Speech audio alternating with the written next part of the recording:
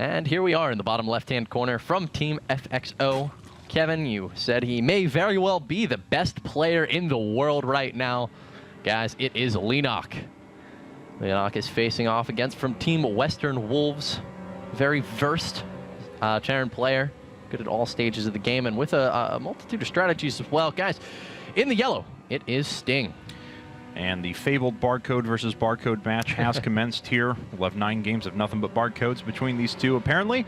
Cloud Kingdom is kind of an interesting place to start, I think. It's one of the ones that could actually lend towards a long game, but we have to get past this 10 pool first for that to happen. As there it goes. 10 pool popping out from Leenock. Now, this is actually... This is like not too surprising. I mean, all right, so Leenock, he's really, really versed, and one of the reasons he actually does so well in these long tournament formats, whether it be MLG or IPL or any of these, best of 9s, he conserves his energy. He knows that, all right, to get things started, let's play it simple, let's keep it short, and I mean, he opens with either, a 10 pool such as in this state as he did versus Apocalypse at IPL to start things off, or, maybe a Roach Bane play is something he's also, I mean, expect to see that. We will see a Roach Bane out of Leenock. Like, it's going to happen. But here it is, starting things off just like he did at IPL 5. He lost there. Will he win here? It looks like he may be. Sting starting off with 2 racks on the low ground. 2 racks on the low ground, yes, but that was no what, scout. a 12-15 racks or 12-14 racks. So this they are popping up a little bit later. The first 6lings are going to hit pretty quickly, and there's going to be space for these to navigate no matter what, unless we see some sort of a surprise emergency 3rd barracks constructed right at the top to close off this ramp. That being the case, Leenock's going to have the potential to get in and do some early damage, especially if we see not much else constructed behind this. Oh, wow. Leenock is actually continuing to reinforce with Zerglings behind this. This is very different from what Leenock, I mean, for example, the 10 pool he did versus Apocalypse at IPL 5, only made a couple of lings and then behind it droned. Here we see him, his opponent hasn't gone for the SCV scout, so he says, nah, screw it, I'm going all in. And he is just pushing out lings right now, but here comes the SCV and Leenock, yep. Okay. Yep. He did that. Yeah, Leenock just did 2 really cool things, by the way, as Sting's like, wait a second, there's no hatchery here. And okay, so Leenock actually picked up on the SCV with his Overlord that was sitting up at the top as these Zerglings are starting to get through now and try and trap these Marines that are popping out of the barracks. He actually saw the SCV pop through and then decided to run his secondary set of lings around the bottom left-hand corner so that they wouldn't be spotted. Incredibly smart play, and our first couple of Marines are going to fall pretty unceremoniously. Yeah, the SCV timing there out of Sting, really well predicted by Leenock. Will the barracks get down? He could construct a barracks there, but didn't do it. Now the Zerglings will be able to get into the main. And, I mean, let's point out, though, that Sting's build here is pretty decent versus what Leenock has gone for. And on top of that, Sting actually could have pulled these whole position micro and allowed the Marines to sit at the back. So a few more Marines are going to go down here, but this is, yeah, like you said, not the worst position for Sting to be in.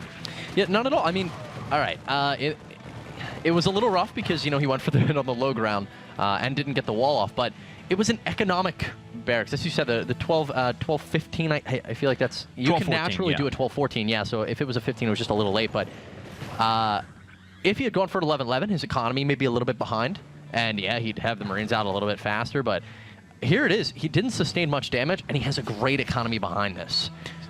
Yeah, I mean, and, Leenock did see pretty much everything, but look at this. You were talking about economies behind this. That's not in any way, shape, or form what Sting wants to do. He's going to pressure with 4 racks immediately. Oh, my goodness. Oh, we're seriously, we're watching Apocalypse versus, like, this is how it went. It was on a different map. It was on Ohana.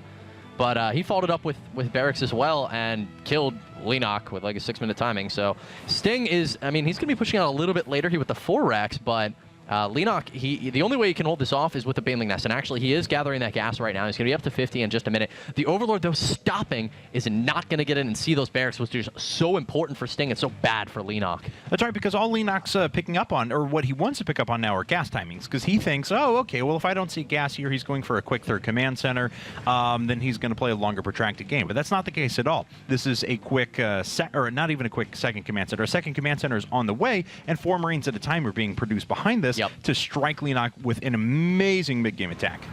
Speed is not what Leenock needs. He needs a Baneling Nest. Speed's going to be helpful, but not for a while. It's almost, it's a minute and a half away here. And Sting's going to be moving out any second. He's got enough Marines at this point, if they were together, to move out across the map and then just constantly stream reinforcements. Leenock, the Baneling Nest is everything here. And look at that, coming in, showing just a small quantity of Marines. Now Leenock will come up the ramp. He'll see a couple more. Is that going to prove enough Marines for him to drop that Baneling Nest? No. 8 drones are actually queued up, and Leenock doesn't sense any pressure coming. No, and all the while he's going up to a second gas. He's going up to layer, so he is really banked towards hitting later on. And this is 17 Marines. And ladies and gentlemen, 17 Marines against just Speedlings. Not a pretty sight for our Zerg player. Not at all. And they're not even Speedlings yet. This timing out of Sting is beautiful. He's going to be hitting just about 10 seconds or so before Speed does finish. Leenock has no Baneling Nest, Kevin. He has almost no chance at all of holding this off. 23 Marines in total, and the DPS from this is going to be extremely high. A Roach Warren is started, but that is not going to be done near in time.